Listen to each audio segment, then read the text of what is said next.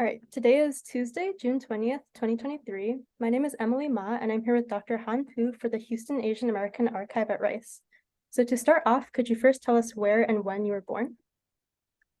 Sure. I was born in mainland China, in a city called Wuxi, which is not too far away from Shanghai. It's on the eastern part of China. And but I grew up in a different city called Wuhu, which is also not that too far away. That's where my parents live and work. Nice. And do you have any memories, like favorite memories about your childhood that you'd like to share? Sure. Yeah. So. Um, Grew up in Wuhu. I think my favorite thing to do is during the winter and summer breaks, I go to my hometown. That's Wuxi, that's the place I was born. And so in Wuhu, I was living in the city, and my hometown is in the on the countryside. And so it's fun to play with my friends and to go in the fields to catch frogs, fishes, and my grandmom had some ducks and chicken. I feed them. Yeah, it's always fun to go back to my hometown and living in the countryside. Um, Nice. It's nice that you were able to spend time in both places. That sounds mhm, fun. yeah. Mhm. Also, Um, my mom is from Shanghai, so I also visit Shanghai. But when I was young, I didn't like the big city like Shanghai that much because it's too crowded and always noisy. But later on, I start to like Shanghai too. But it's very different. Um, so very big contrast between the countryside and the big cities. At least when I was young, and the difference is very big. yeah, very different for sure. Yeah. Um, so what were your parents' occupations? They were both um, educated. They were both college graduates, and at the time, it's not that common for their generation. They went to a college in Wuhan. They were classmates. So and the I think their majors is related to uh, uh, navigation on the river. So my father actually they both worked in the shipyard. So the city of Wuhu where I grew up is a city by the Yangtze River. So my house is very close to the Yangtze River, and that's where their factory is. So my father was engineer and then became a manager. And my mom was a teacher in the technical school associated with the company. And do you think that kind of influenced like your later path to becoming a professor yourself? I think it can because my mom was a teacher and uh, they both have background in sort of in the STEM background, like engineer.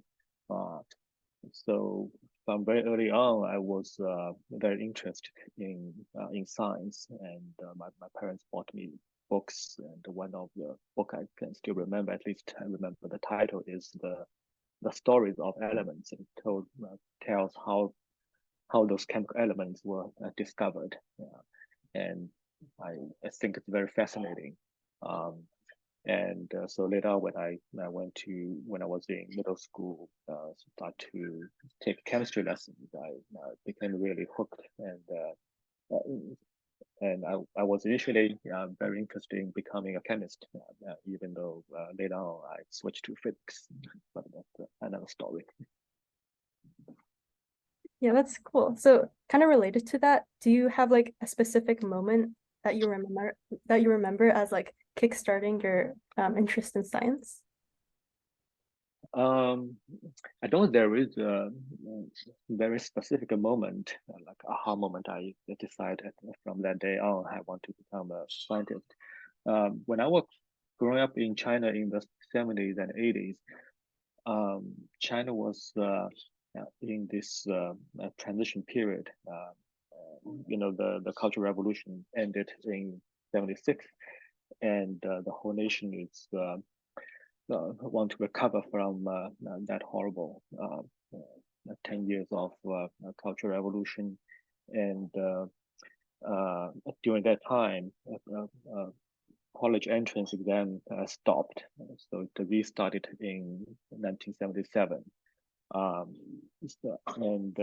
So knowledge was so people with high education was very much respected. So at the time when I grew up as a small child, to become a scientist is one of the favorite dreams of many kids. So I was just one of them. It's very different from the US. I know that in kindergarten, if you ask US kids what do they want to do, many would answer firefighters and baseball players and stuff like that. But um, in the 70s, when I was a child in China, I think scientist was the uh, was the favorite we can say occupation kids like me want to be, and I'm lucky enough that I could realize that dream of mine. I see. Yeah. So you were really young when like the Cultural Revolution kind of ended. Um, do your parents ever tell you stories about like their own memories of it? Oh yeah, I'm actually quite interested in history, so I asked my parents their experience during the time. I also read books, and so I didn't really have any memories because it ended when I was asleep about the Cultural Revolution, but I, I do have a fairly good knowledge about what's going on, what happened. Yeah. And then kind of still related to your parents, what were some important values or lessons that they taught you? Um, I think looking back, the important lessons they taught me is uh, they gave me a lot of freedom, and they gave me freedom to explore things, to go on my own interest. They didn't really enforce me to do this, to do that, and they didn't pick the major. And when I went to college, I think the most popular major was like computer science or something like that, because if you get a degree like that, it's very easy to find a job afterwards. Uh, but I was really interested in science. Um, and even though my mom grumbled a little bit, saying, well, what are you going to do after you get your physics degree? I didn't know, but that's what I'm interested in. Um, well, they both uh, uh, they both kind of like me to decide on those things. I didn't force me anything, and I think they also taught me to be honest. And I think they are very decent people. They are very kind people to kind to other people. I think these are the values instilled in me. Yeah, I think those are both very important values. Yeah. Do you remember any like specific memories that they told you about the Cultural Revolution? Oh, yeah. They told me like what happened. So they went to college in 1964, and the Cultural Revolution started 2 years later in 1966. So they had uh, 2 years of good college education after that. So their junior and senior year were like a totally mess. So my father actually in the 70s, I think it's in 77, he went back to college to finish those courses that he couldn't take. Uh, and so they also told me what happened during those turmoil years and how they hop on trains to go to other places and to protest or things like that. And well, they were not involved in any kind of violent uh, demonstration or fightings between different sectors. Uh, and after they told me the stories and also read books about those events. And so I guess from the very early on, they instilled in me that you shouldn't just blindly trust what the government told you to do. I see. Very interesting. Thank you for sharing. So moving on to your own education. So when you entered the University of Science and Technology of China for your undergrad, you were placed into the special class of gifted young program because you were only 15 years old. So in the US at least, entering college so young is very rarely seen. So I was kind of curious about how common that was during that time in China, and then also what your application process was. Well, it's not common in China either.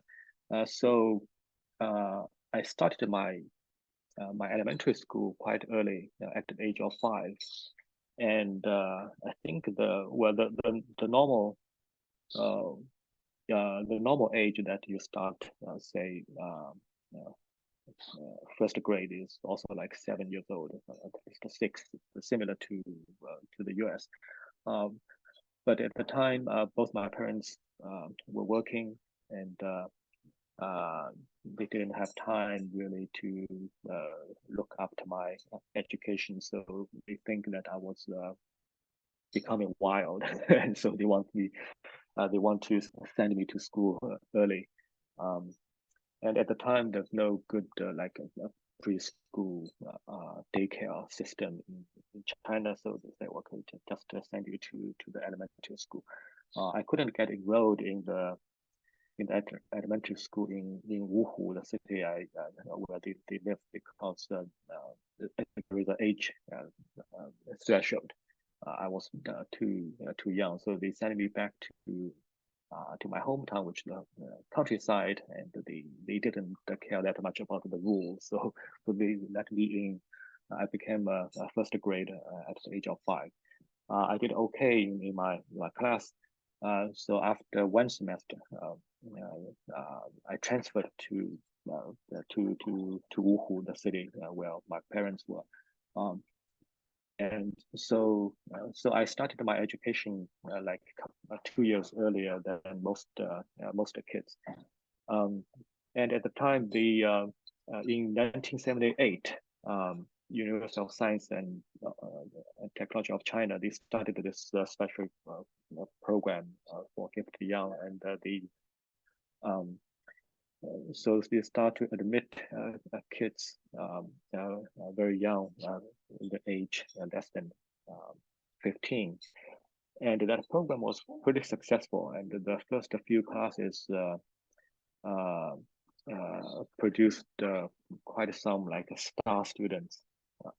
And newspapers all over China start to report on them. So they became like heroes to young kids and the parents. But my parents actually didn't push me to get into that program. It just happened that since I start my elementary school early, my age is kind of so at in China, the education system is slightly different from the US. We have at that time, we have 5 years of elementary school, and then 3 years of middle school and 3 years of high school.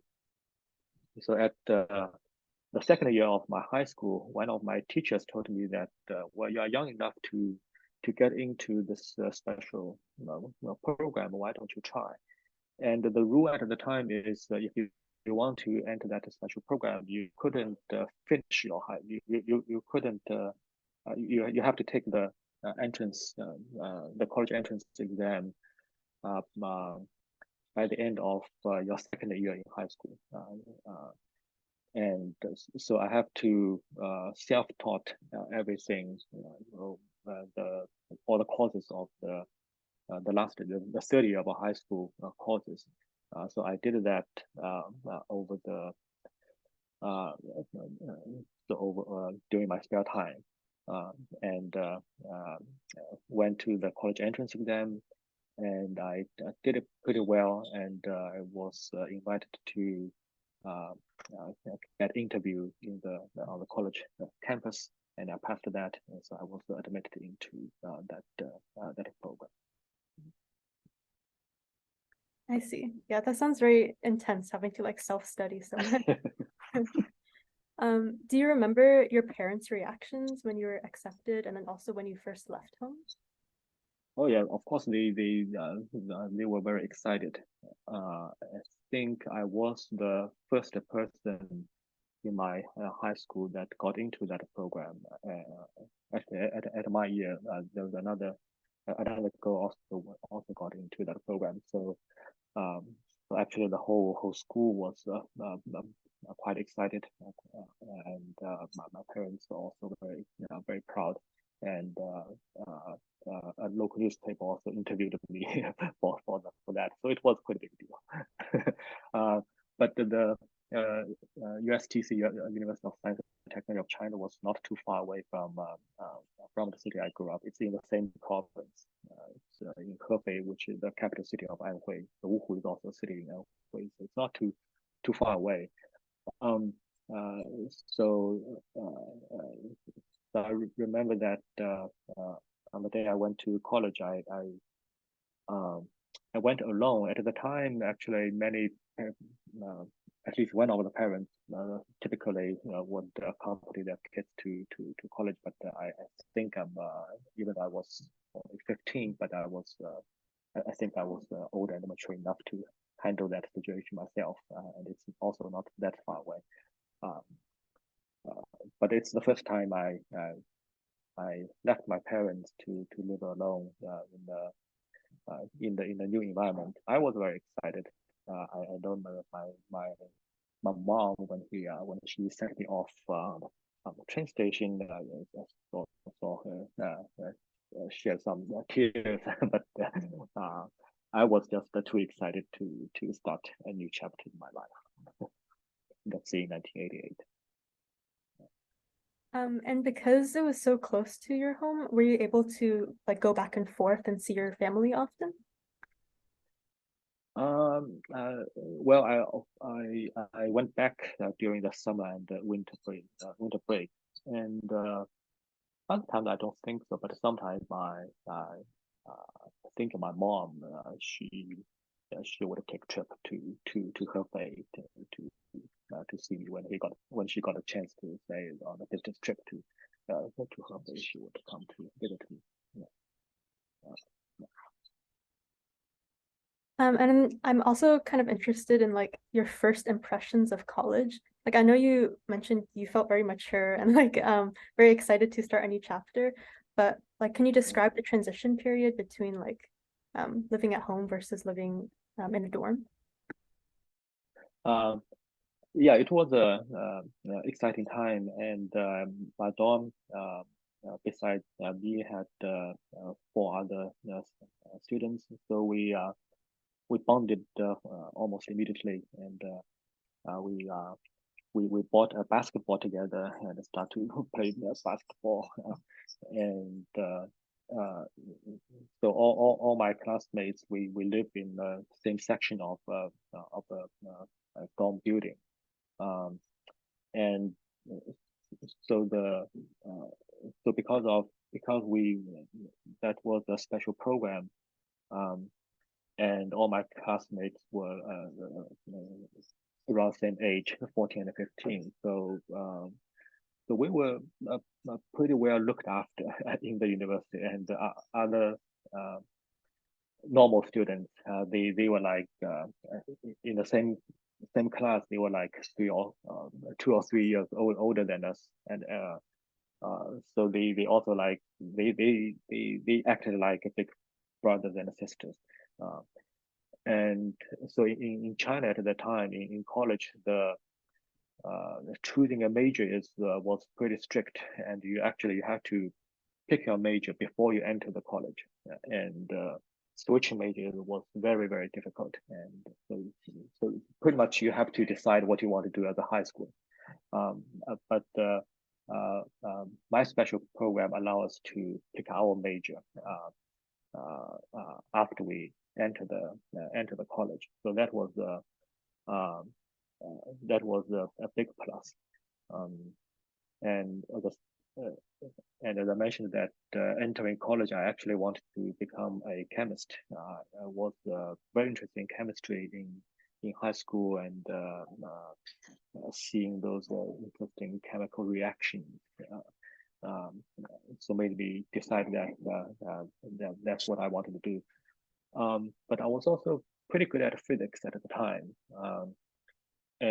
But during the first year, I took inorganic chemistry class, um, and that was not a good class. I don't know whether it was the teacher or it's just the course content.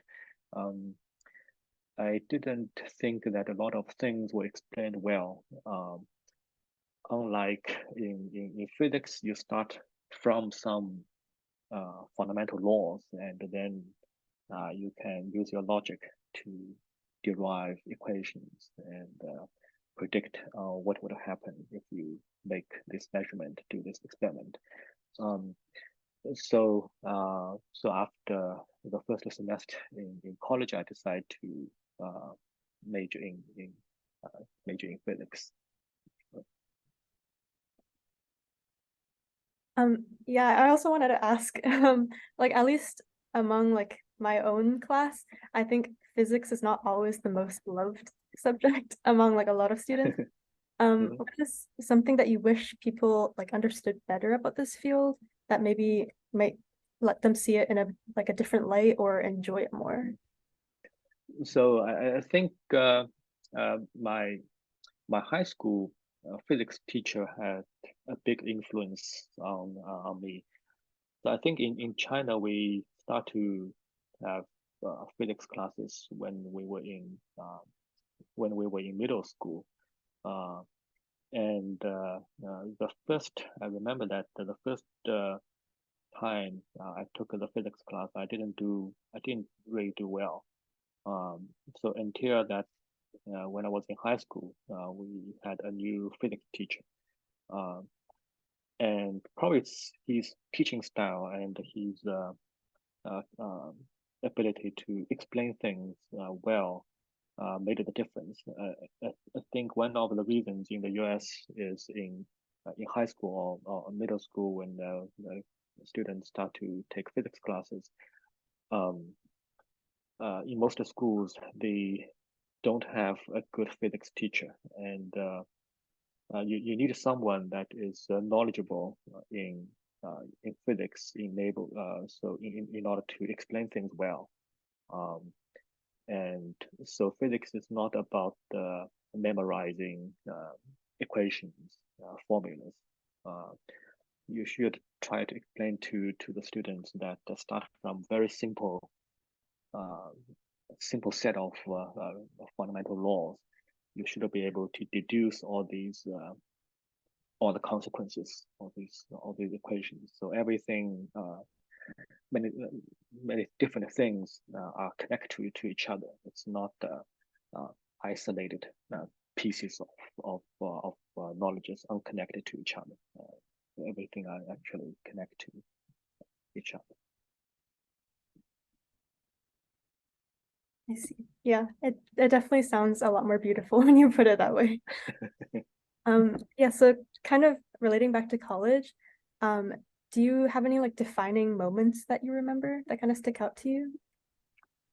Well, in my generation, definitely I think one of the most important things is what's happened in China in 1989.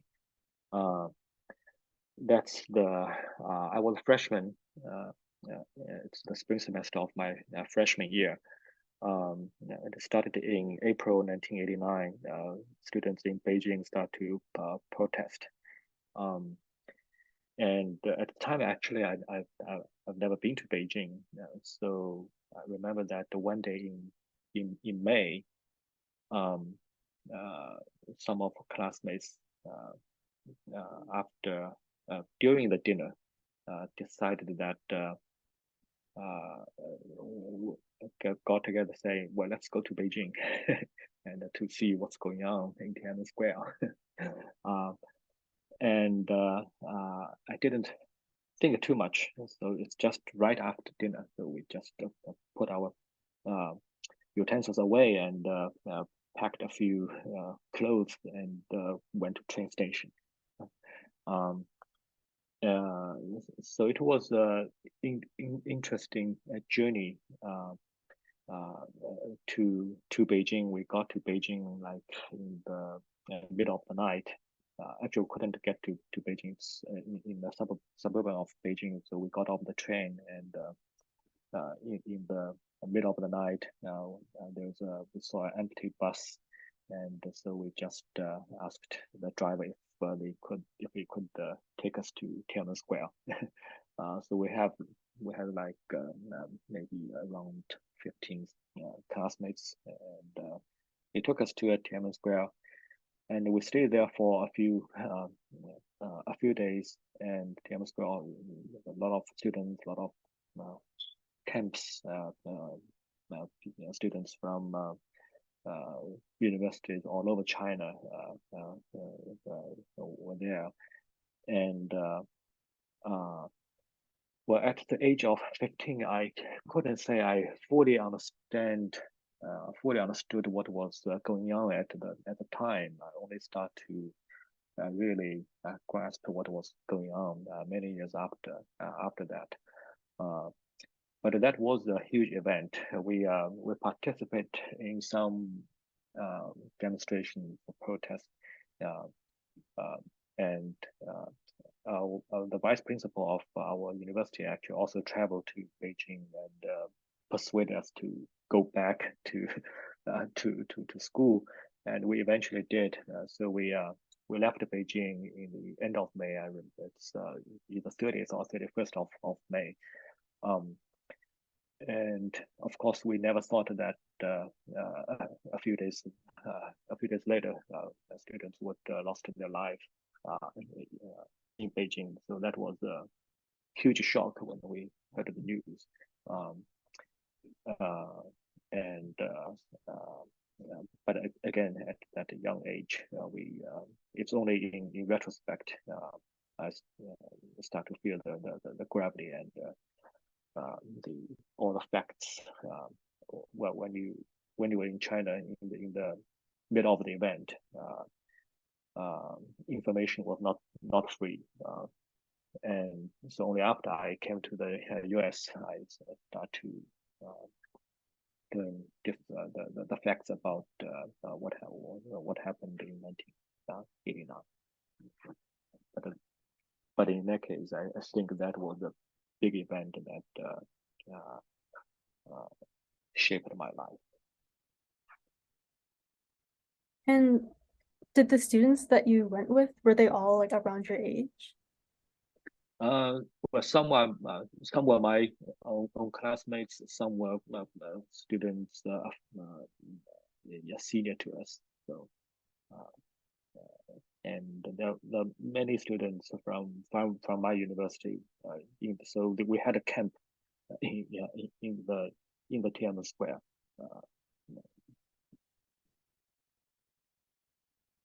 Do you know anybody who was like personally hurt during the protests?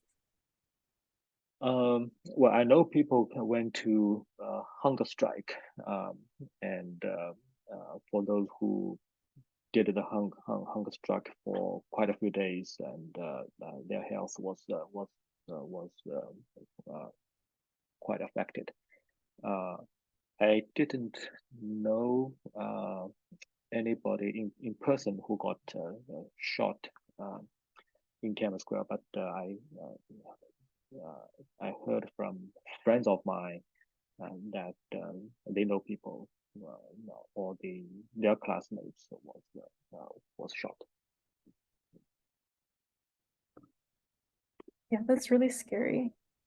And yeah, it's also interesting to hear like it was such a split second decision. Like you guys just finished dinner and then just decided to go. Yeah, yeah, we didn't think too much. And we of course didn't tell our parents, otherwise they probably would prevent us from going. Did you ever tell your parents like after the fact? Yeah, after I came back to the university, I told them. Yeah. Well, actually, a few days after we went back to the university. It's June 4th. So after that, the school closed. We were all sent back to home. I see. And what were their reactions when you told them? Of course, they were quite scared, but they were glad that I didn't get hurt or anything. Uh, uh, and well, they were quite frightened and told me that don't do that if you encounter these kind of things in the future.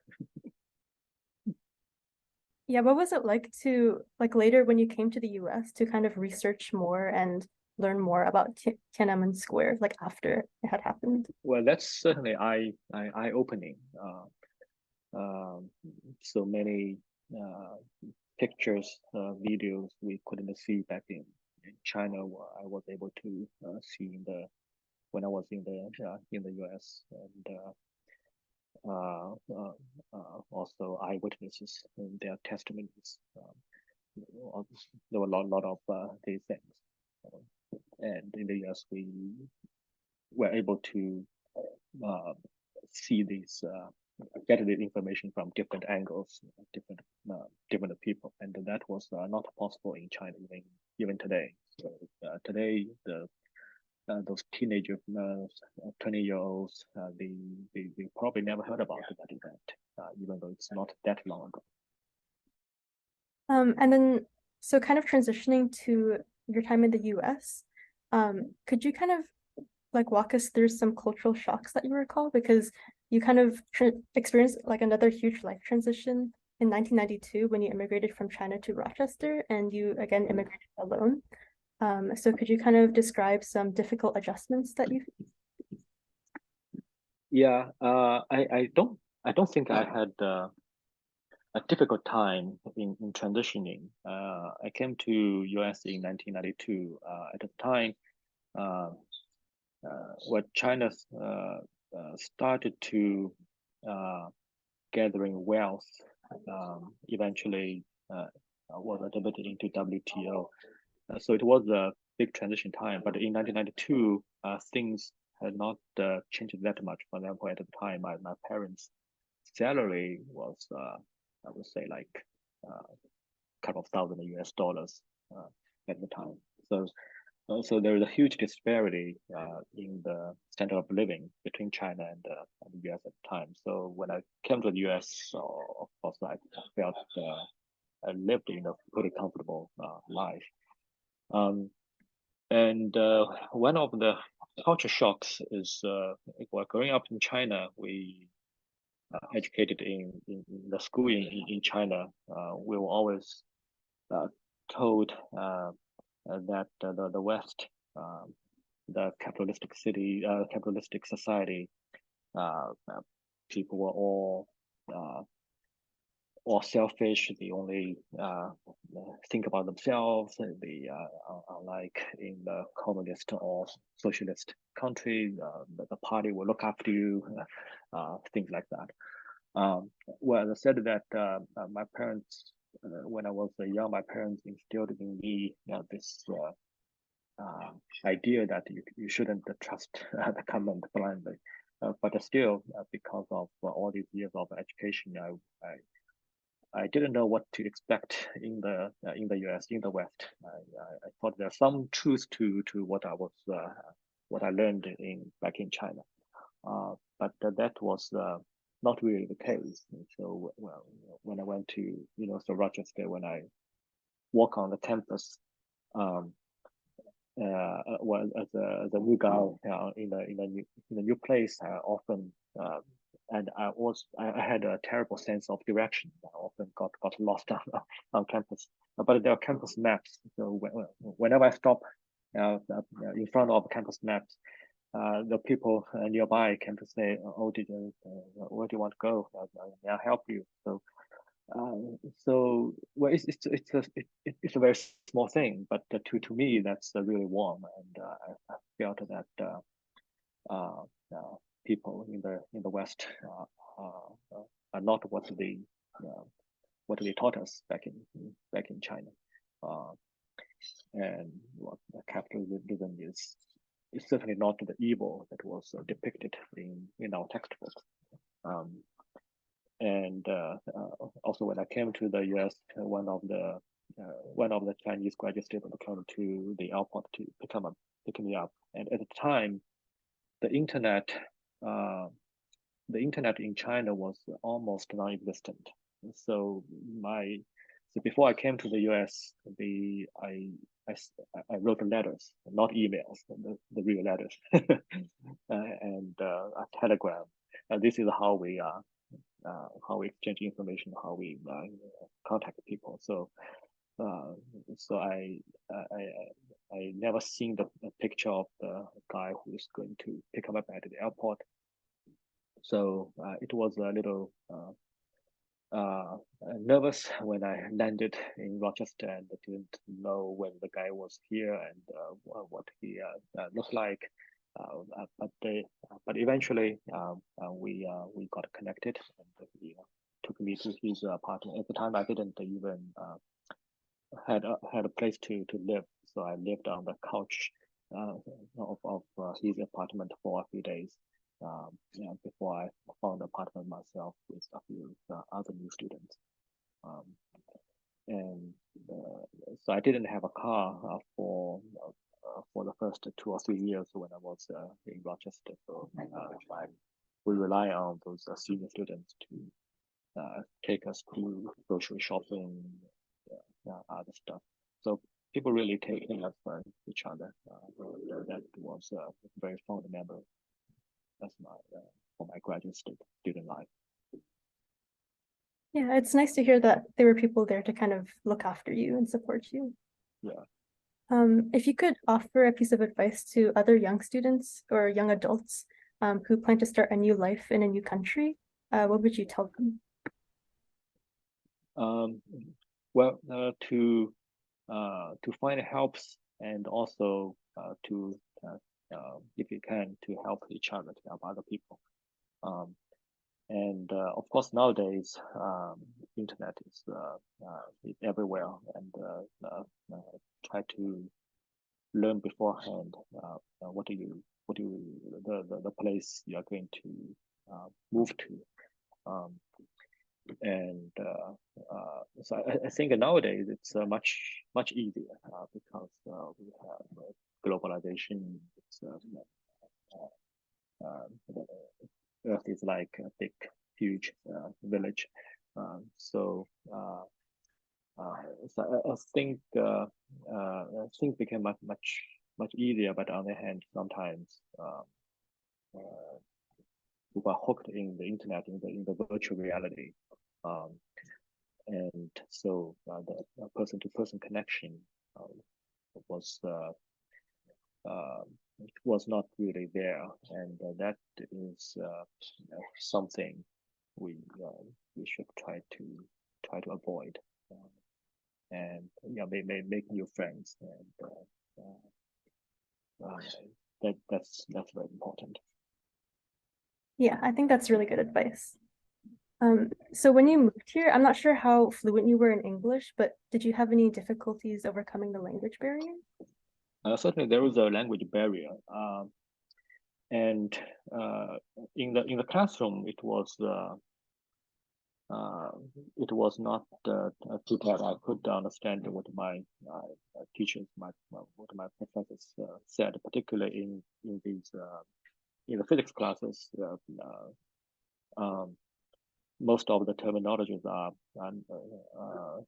I already knew about, so it's not difficult to understand the instructions, the classes. But the everyday conversation was fairly difficult, and also in the US, different people have different accents, and it's it, sometimes people with accents could be quite difficult for me to understand. So it takes time to of course to overcome this by reading, by watching TV, by talking to people. Yeah, I think my advice to any newcomer to a new place with different languages is to try to mingle with the locals. And, I think the language barrier, there was a barrier, but it's not difficult to overcome if you proactively try to immerse yourself in the culture. I see. And how long would you say it felt for you to feel like comfortable in the US? I don't think I was ever felt uncomfortable. And of course, there's some language barriers. And the first time I went to restaurants, even to McDonald's, it could be difficult for me to order what I really want. But again, those things, it's not difficult to overcome with, and well, because of the language barrier or culture difference, sometimes you could get embarrassed, but those are normal. And don't take that too seriously, and things will certainly improve quite quickly. Yeah, for sure. So after Rochester, you completed your postdoc at the University of Arizona, and then you came to Houston later.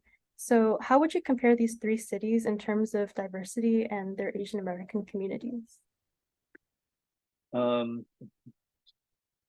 Yeah, well, Houston, of course, is by far the most diversified cities among these three. And so when I graduated from Rochester, we went to Arizona. We actually drove our car at the time.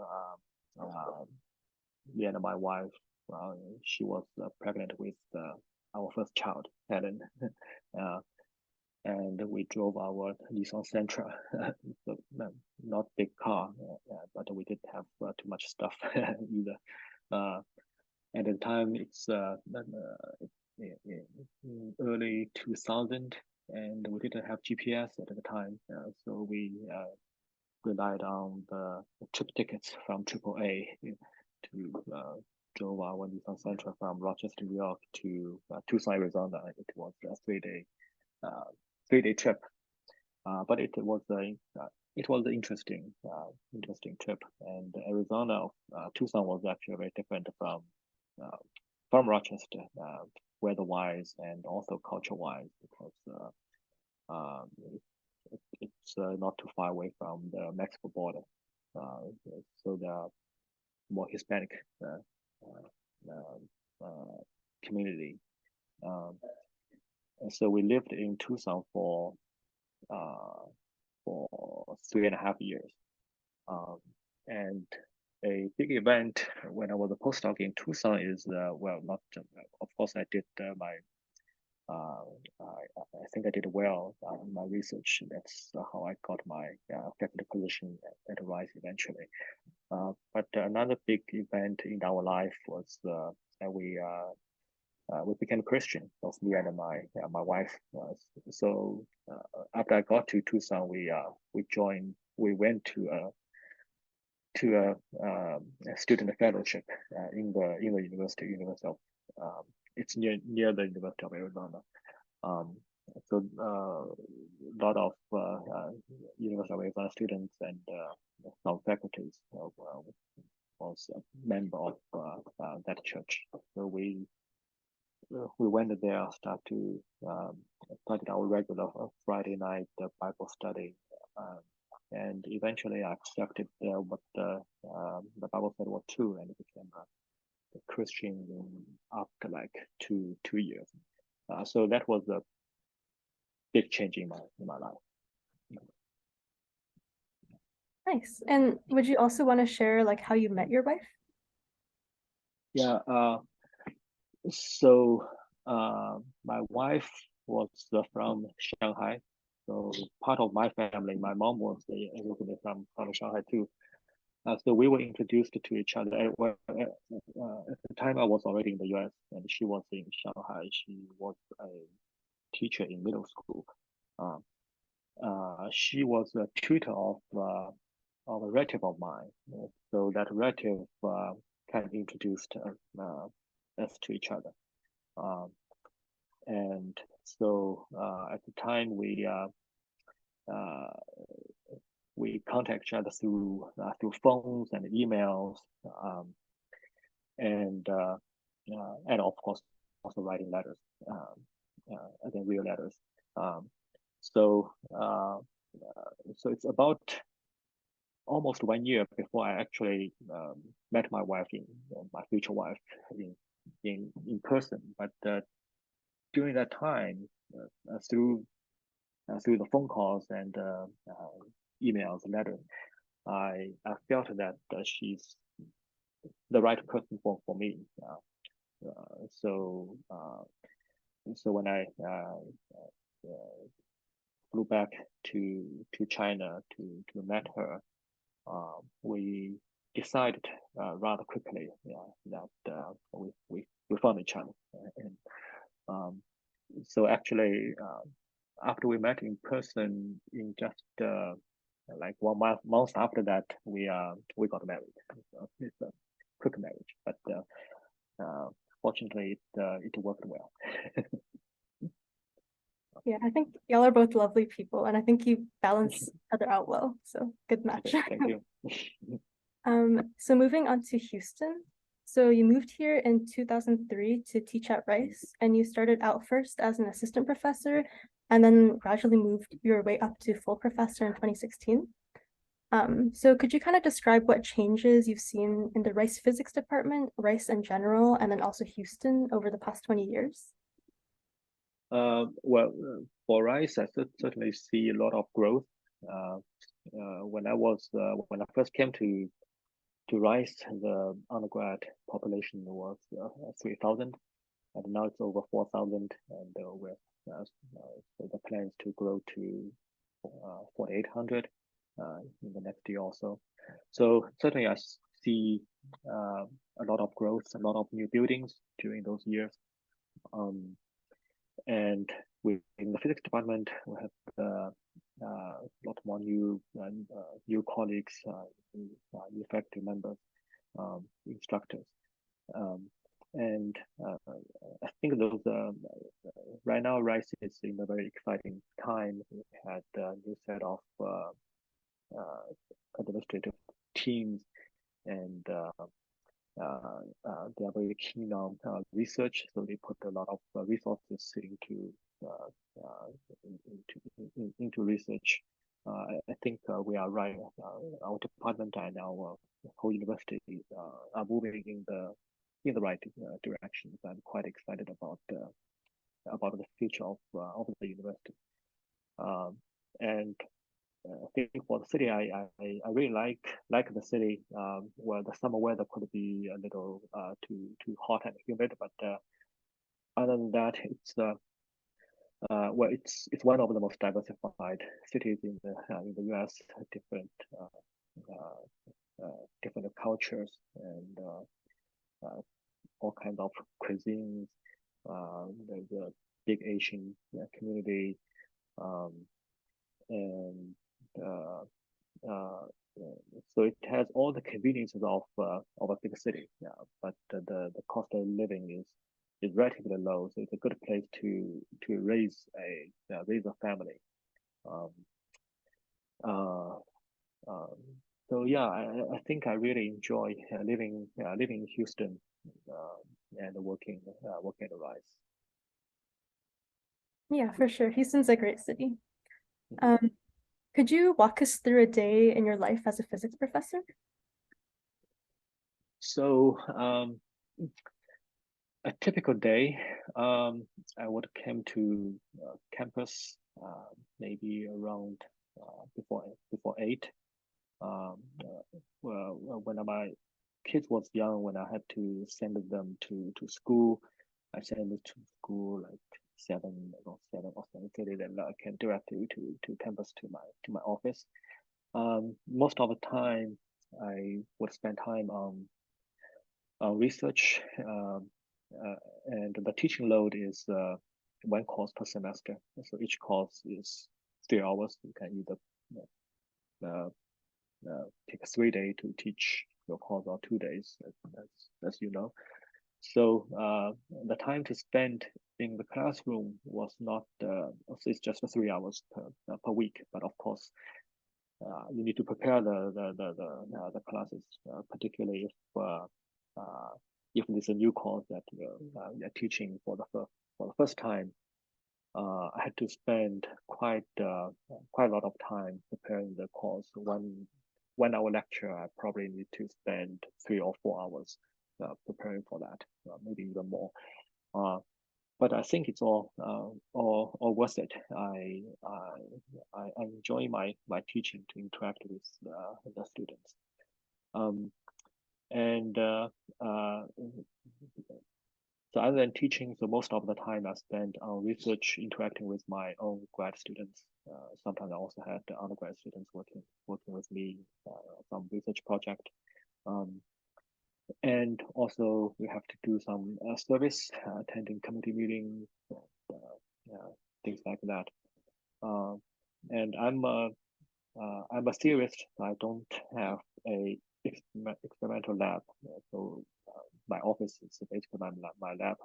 I do theoretical research. So sometimes we derive equations using pens and papers. Sometimes we do computer simulation.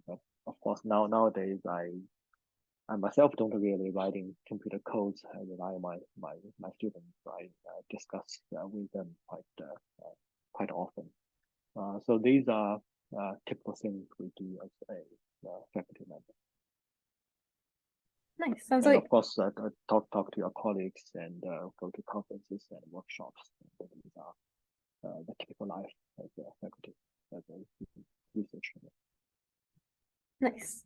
And if you had to kind of explain your current research interests to a 5-year-old, what would you tell them? Mm. So, so stuff are made out of big stuff are made out of small stuff, um, and stuff are made out of molecules and atoms. So the field of mine is it's a subfield of physics. Physics is also very broad, very general. But my subfield within physics is called AMO, atomic, molecular, and optical physics.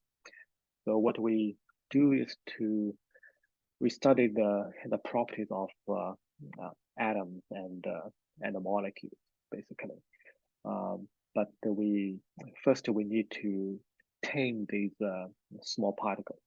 We want to isolate them from the environment, and we want to cool them down. And the reason we want to cool them down is if they are hot, there are random thermal motions, like the molecule in this room is in the room temperature, and they are moving around uh, with the speed of a jet airplane, average speed. Uh, and so many, so at high temperature, at room temperature, the properties of these tiny particles uh, are dominated by these random thermal motion. They collide with each other all the time. So the intrinsic properties of these little particles is difficult to understand. So what people do is to cool them down and slow them down, and also catch them in some kind of trap to isolate them. And so we have all kinds of advanced techniques to do these kind of things. And so when we successfully cool them down and trap them, and then the fundamental quantum properties of these little particles will show up. And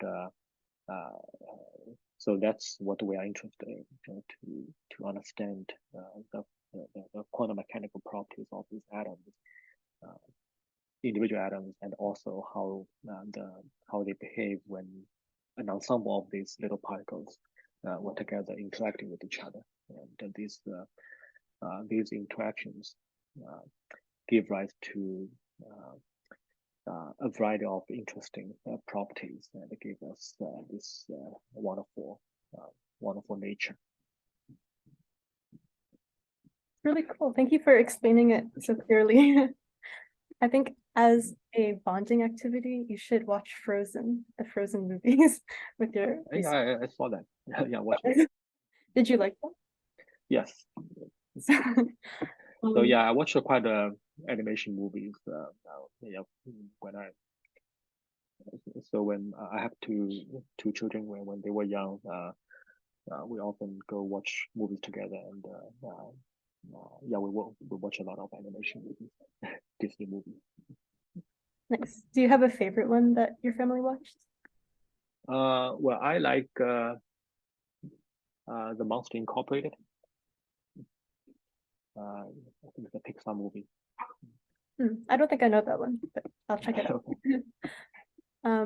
So going back to kind of your career as an educator, in your opinion, what is the most important trait an educator or a mentor should have? I think the mentor really should be interested in the mentees, in the students, and you shouldn't see them as your subordinates that you want them to work for you, to produce a paper, produce these results. You should see them as human beings, as your colleague, and you're interested in their life, not just in their research. Of course, that is a big part of that, but also the well-being of the person, and treat them as equals. And so I think these are the most important things. I try to treat my students as my equals, and many of them, after graduation, we became friends. We became lifelong friends. And I think that is also one of the most satisfying things as a professor. You pass your knowledge to these young students, and you see them grow up to become a useful person to the society, and you become friends. You visit them when you get a chance. Yeah. So right now I'm in California visiting my parents, but I also have a couple of students, former students living here. So we always, whenever I visit Bay Area, I come to see them. Yeah, it must be really nice to see them and connect with them again. Yeah. So as an educator and mentor yourself, how do you think your teaching style has kind of evolved through the years? So when I so in the classroom, when I teach a course, I try to incorporate uh, the current understanding of the subject and also the current advances in either theory or experiment. So put so sometimes you might feel that the physics is about theory, the laws, expression, equations that were invented a long time ago. But these equations had connections to today's events, society, to today's experiments. So I try to um, convey these current ideas to my students, and to incorporate the course content and current research. I think these are important so that the students know that this is not something abstract they learn. The equation is not just something completely abstract, and it has concrete consequences. Yeah, to get them interested in in the research. And so sometimes when I teach a undergrad class, this is how I get some of the 1 or 2 students interested in my own research, that I take them as research interns or even supervise their senior thesis. And do you remember what it felt like to stand in front of a lecture hall for the very first time? Oh, it's certainly when I was a very student, I of course did the TAs, and sometimes we had to do the dissertation. And I would say that first time, maybe just a few times when I did that, I was quite terrible. And of course, one big obstacle was the language barrier. At the time I could understand pretty well when we discuss physics, but to speak that out, that's another level of difficulty. So it's even though so during the recitation I had to explain to the students their homework problems. Of course, I know how to do these homework problems, but it's difficult for me to show them the steps and the ideas behind the derivation.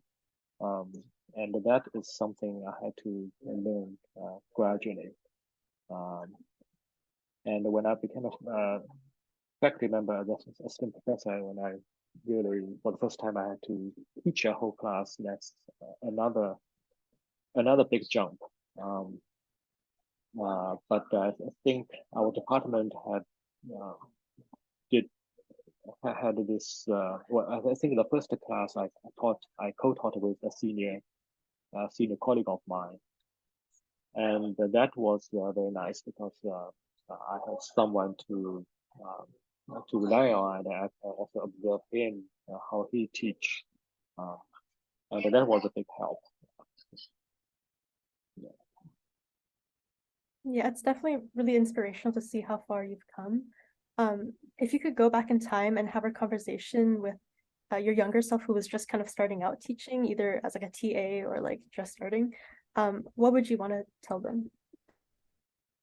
So as a TA, I think there are a lot of things I could improve on, and because of the language barrier, I think I was a little too shy to interact with the students, and those are things that if I had a chance to go back time, I would persuade myself to interact with the students more, and yeah, many things is just to overcome your own fear. um,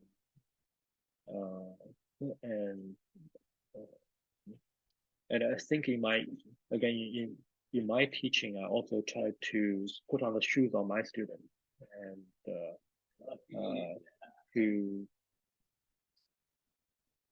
try to uh, try to understand uh, what is the challenging things. What what subject area is most challenging and what is most difficult, and to see things from their perspective. Uh, uh, yeah, I think those are the things I would tell the younger self. Yeah, I definitely think putting yourself in like a student's shoes is a really important quality to have. Yeah. So moving on to our last segment of the interview, which is kind of more focused on identity. I just wanted to ask, how would you identify yourself? And this can be in terms of your ethnicity, religion, core values, or anything else that you would want to share. Well, the ethnicity, I definitely think I'm a Asian American. I became a U.S. citizen after came to Rice, I think maybe around 2010. Uh,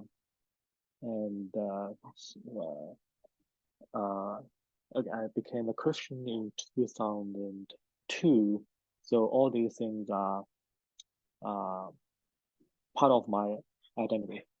Um, and of course, I'm a researcher, a physicist, a mentor, a teacher.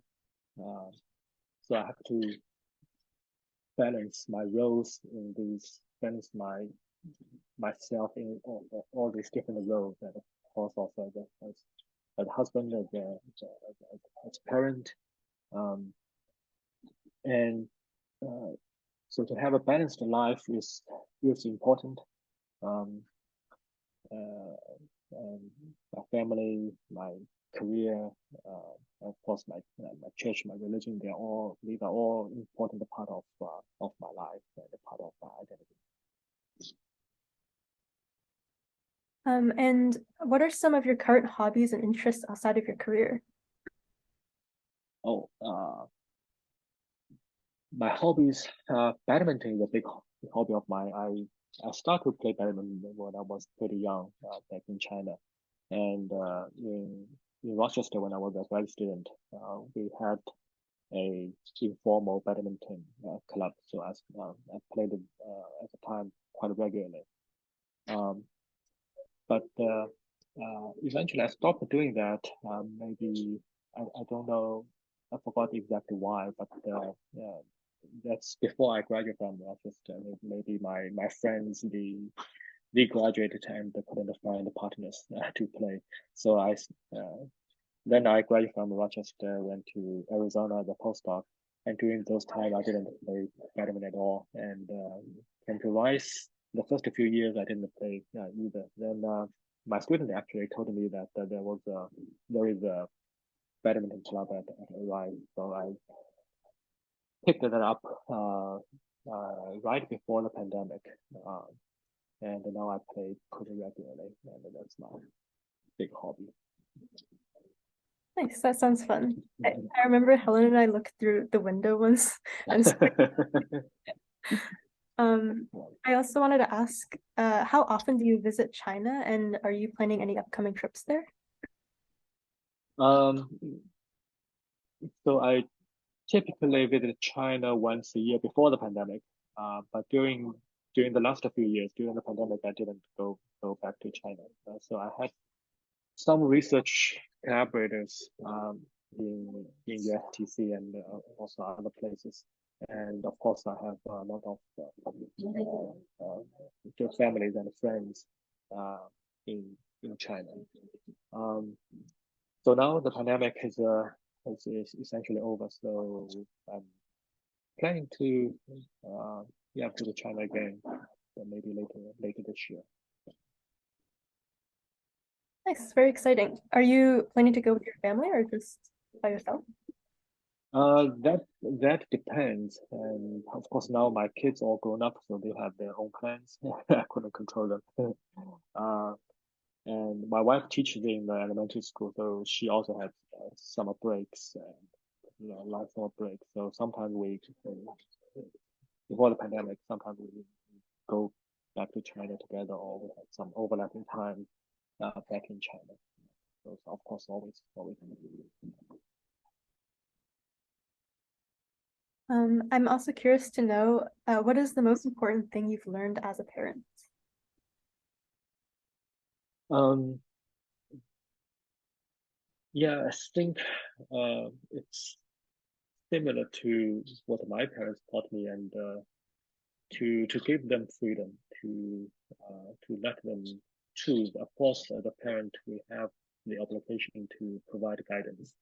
Uh, uh, but the guidance I gave them are rather general, um, and I hope they grow up to become uh, honest person, upright person.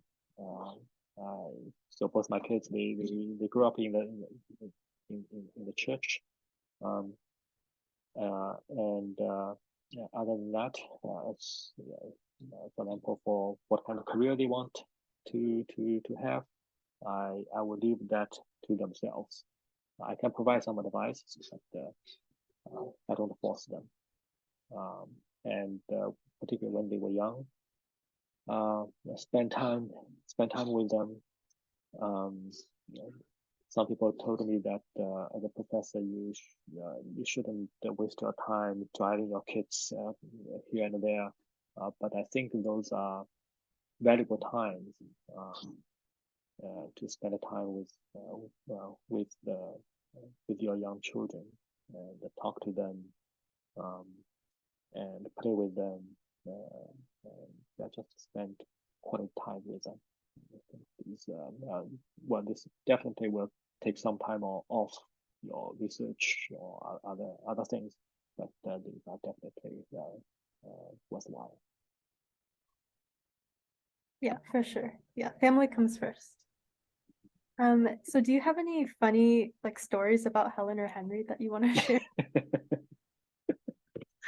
um, yeah, I think uh, uh, um, there are quite a few. I would say, um, and they are quite different.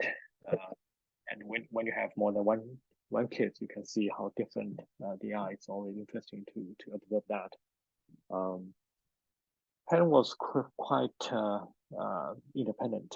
Um, Even when she was very little, she uh, tried to do things by herself.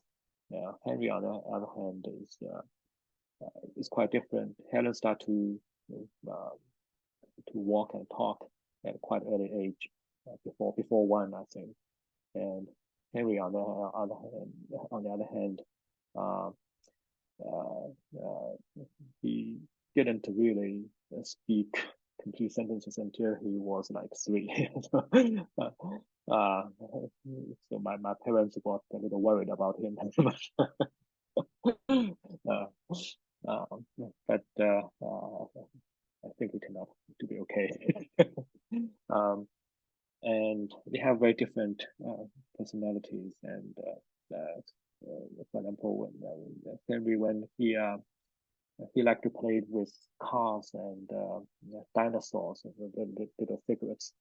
Um, and at night, he always put them in line, and he even turned these cars upside down, saying they also need to sleep. So these are uh, were all fond memories. And of course, technology advanced. We put their lives on videos. So we watch those videos every now and then. They get a good laugh out of that. um, yeah. So yeah, when your parents ask you to take a picture and take a video, don't refuse. Yeah, I'm sure it's nice to look back on those memories. Yeah. Well, that's all the questions I have prepared. Do you have any other points that you'd like to add? Um, well, not really. That's okay. Well, thank you so much for this interview and for sharing your experiences with me. I really appreciate you taking the time out of your day to do this. No, thank you for doing this, and well, of course, thank you for being such a good friend to Helen. Of course. Yeah, have a great rest of your day and your week. Enjoy California. Okay, we'll Say be hello. back next week. All right. Bye-bye. Thank Bye you. bye. All right, so today is Wednesday, June 21st, 2023. We're back here today to talk a bit more in depth about Dr. Pu's experience during the Tiananmen Square protests in 1989, and this follow-up segment will be added to the end of yesterday's interview. So thank you so much for joining me here again today. And to start off, thank you. To start off, you mentioned yesterday that the students in Beijing started to protest in April of 1989. When did you yourself first sort of feel tension start to rise around you, or when did you start to hear students at USTC specifically start talking about protesting? Yeah, I think it'll be probably in mid or late April. Some students in my campus started to organize themselves and try to support the students in Beijing, and they even set up some tents on campus, and also several students went on hunger strike. Um, and so I think it started in April of 1989, and starting around that time, some students started to go to Beijing themselves, and that's why eventually myself and a few of my classmates decided to also go to Beijing sometime in May. Um, and there's some students at the time already went to Beijing and came back and told us what's happening in Beijing. So we got intrigued, decided to go to see ourselves. Yeah, I remember yesterday you said you and like 14 or 15 other classmates took a train from USTC to Tiananmen Square. Do you remember which day that you arrived? I I don't remember exactly the date, but it should be May 20 something. Yeah. And And then when we you we spent there for 5 days and then came back on the 30th or 31st of May. I see. Okay. And then when you first arrived in Tiananmen Square, could you kind of describe what was going through your mind or like what emotions you were feeling? Yeah, it's my first time in Beijing, also in Tiananmen Square, and there were a lot of students. So we arrived there. It's the middle of night, and but we were so excited we didn't feel any. So we were excited and we're not tired. Yeah, even though it was a pretty long um, train journey because we had to transfer trains somewhere else. Um, and but it was fairly well organized, and there are students and people there to maintain the order, and we were guided to a place to rest, and then we were told that the different universities set up their tents on the square, and we found our the USTC camp, and so we walked around, even though it's midnight and people doing impromptu speaking. It was protests and these kind of things were not common in China, and most of these were not allowed, illegal. So it was my first experience to see these things. It's all very new, all very exciting. Yeah, what was the protesting itself like? And like, what did it feel like to to participate in that? Well, it's quite peaceful. I think eventually I participated in a couple of them. So we just started somewhere and started walking towards places. Since I didn't know Beijing well, I just follow the crowd, and people were chanting slogans, and there were banners. It was mostly anti-corruption and requesting more democracy, more openness to the society. For the like 4 or 5 days that you were there, do you remember how many students in total there were, like approximately? Oh, total must be, uh, I think it could be around close to 1 million people there. They may not all be students, but I remember in one of the protests, one of the biggest protests, they claim it's 1 million people, but, although it may be a little bit exaggerated, but not by too much, I guess. And did everybody stay within Tiananmen Square, like within the campus? Well, for the protesting, I think we started from Tiananmen Square, and then we went to other places. Yeah. And then also during those 4 to 5 days, how did you guys get like the basic necessities like food and water? Like, was that provided for you? Did Oh, people bring that? there was a graduate school campus in a USTC graduate school campus in Beijing. So so that was like our base. We could go there. I think we slept over there.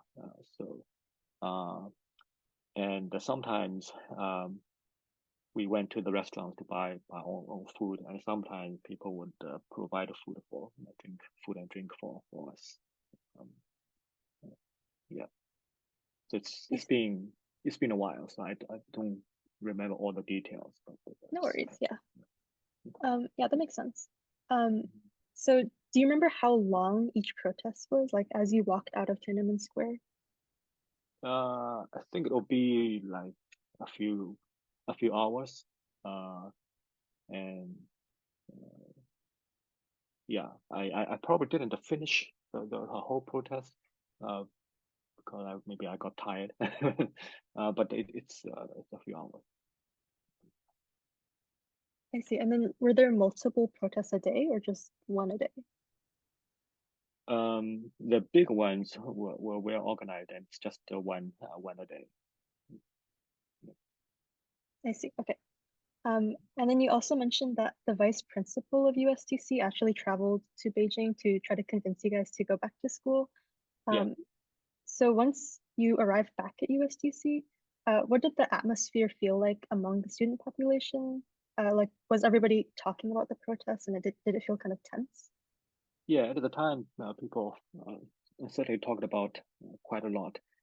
And actually, back in the in USTC, we were debating whether we should, uh,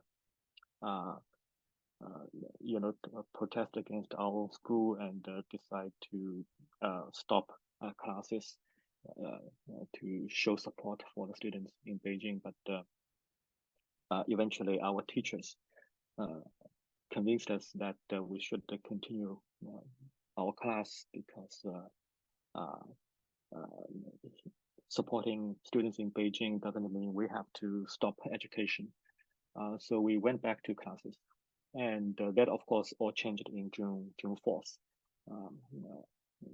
So when the killing started on Tiananmen Square and in other places in Beijing, one news spread out pretty quickly, and all our teachers also decided that class should be stopped, and we were sent back to our homes. I see. And how did the administration make that announcement? Um, I think well, I couldn't remember what was being done, but so each class had like a uh, had like a teacher or faculty member who it's like the magister of advice, but it's not for the uh, for the residential colleges. But for each class, we have to something like that, and basically he or she was responsible for making all these announcements, and we were just told that semester and right there, and you just go back home. I see. So the next time you came back to campus, it was next semester? That's right. Okay. And then I was also wondering, among the like 14 or 15 students you went with, or like among other UST students that were at the protest, do you ever still like keep in contact with them or like talk about this with them? Well, yeah, some of them, well, they were my classmates, most of them, and so we do keep contact with each other, but I wouldn't say we talked about 1989 very often. Uh, but at Rice, I actually uh, met a colleague of mine who's in business school. He was also in college at the time in 1989. He was in the university in Beijing, and he himself participated in the hunger strikes. And he told me that one of his classmates was dead in Tiananmen Square. Yeah, I think Helen mentioned that, and I think Okay. we're gonna interview him later, so Okay. yeah, we can probably get into that as well. Mhm. Yeah. So my last question would be that you mentioned that the information about the protests was very restricted or limited in China. Mhm. So you didn't really get the full context until you came to the US, and then you were able to research what had actually happened.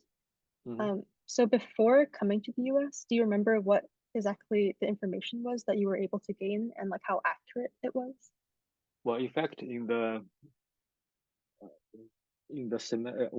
semester following that summer, so it's in fall 1989, we went back to campus, and we had to spend, I think, 2 or 3 weeks, uh, basically uh, for some kind of I don't like the word brainwashing, but it's basically it. Um, so it's like a um, intense classes to give the government's view on what happened in April and May of that year. And of course, the movement was deemed anti-society, um, anti-revolutionary, and anti-party. And the government's um, decision to crack down the movement was praised, and so we had to go through this course, and basically had to consent in order to stay in school. So every student went through that, and in some schools, I think in Peking University, for instance, the student went through 1 year of what is it called training to um, and in that sense we were not that unlucky. We all we need to do is to do 2 weeks of, of this class, and after that, so 1989 and June 4th essentially became a taboo in China, and the government certainly want to erase the whole memory of that event. Um, and so every year around June 4th, uh, the cybersecurity became very tight, and anything that is remotely resembling 1989 June 4th were all censored.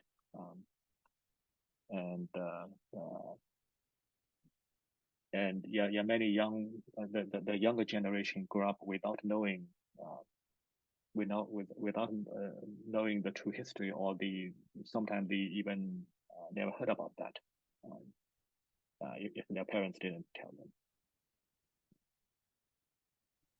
Wow, yeah, I had no idea that they had like the brainwashing classes afterwards. Mhm. Yeah. Did your parents actually tell you something about that event to you? Not really. I talked to them about it yesterday, and my mom didn't protest, but I think my dad attended some protests in Shanghai. Oh, Yeah, okay. but neither of them went to Beijing to protest. So they were in Shanghai at the time. Yeah. Were they in college? Yes, Fudan. Okay. But for the brainwashing classes, how Mhm. many students do you think like actually believed what was being taught?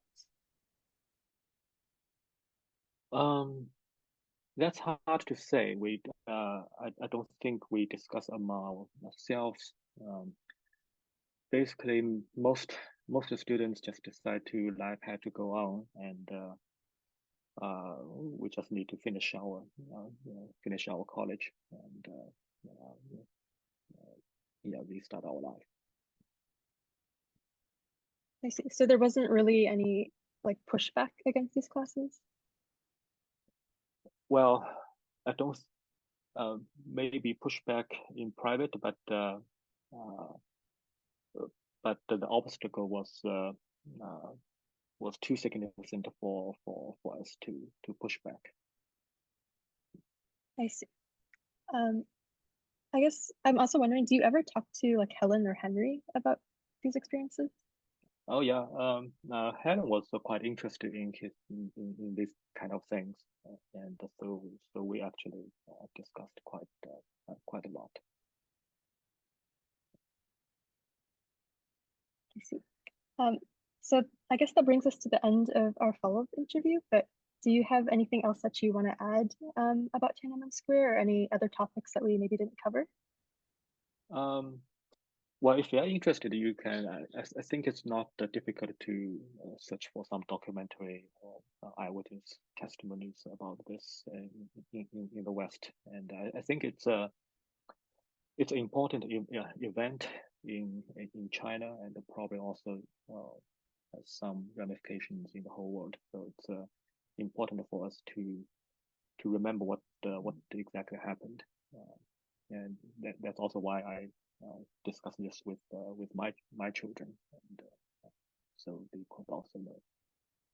Right. Yeah, I think I'm gonna go look for some documentaries Okay, after this awesome. just to learn more about it. Great. Thank you so much for meeting with me a second time.